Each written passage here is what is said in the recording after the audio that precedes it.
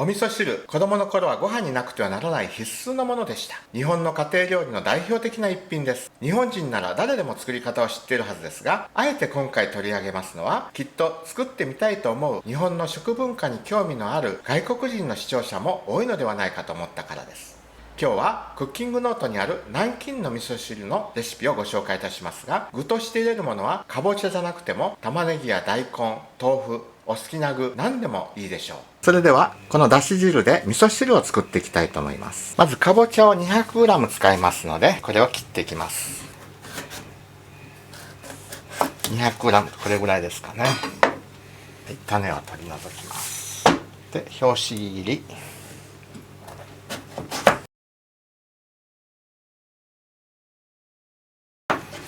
それで薄揚げを1枚切っていきます。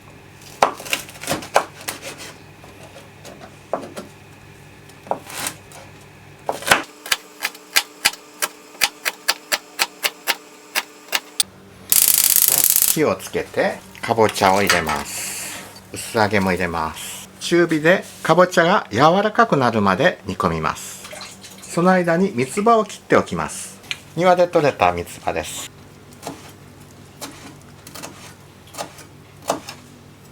なるべく若い柔らかい三つ葉を使ってください。箸の感触でまだ硬いですね。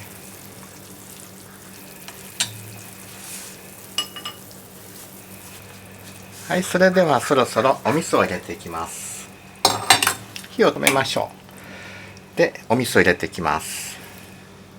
赤味噌がないので、パラグアイの日系の方が作ったお味噌を入れていきます。ですので少し多めですね。100g とありますが、1割ほど多く入れてます。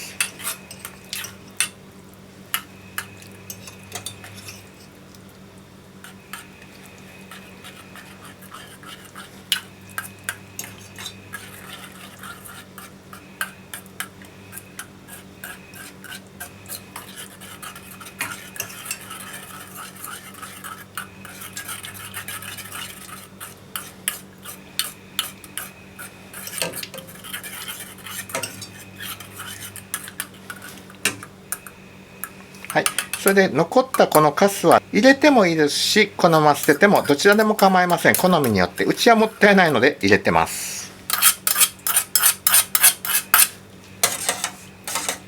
そしてお椀にすくって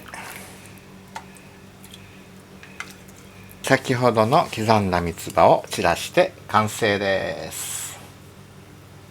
今日はだし汁を使って作ってみました。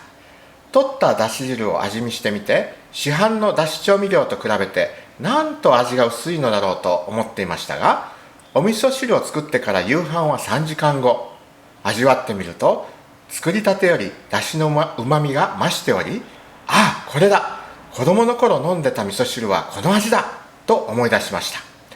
ぜひだし汁から作るお味噌汁の味を皆さんも蘇らせてください。